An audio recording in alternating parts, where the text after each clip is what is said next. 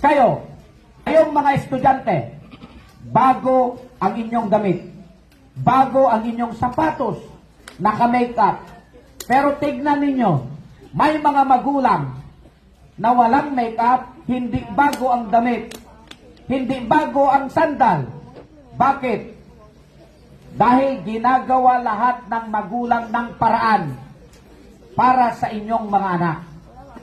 Tayong mga magulang, nagkukunwari tayong okay lang tayo maghapon. Hindi nila alam kung paano tayo pahiyain ng ating mga amo. Hindi nila alam kung paano tayo pagagalitan ng ating mga customer. Ang akala ng mga bata, okay lang tayo. Dahil nagkukunwari tayo para lang sa ating mga anak. Magulang din ako. Kaya dapat mag-isip kayo mga anak.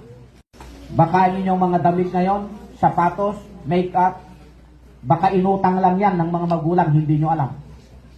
Dahil hindi sinasabi ng mga magulang ang kanilang pinagdadaanan, maibigay lang ang inyong kagustuhan.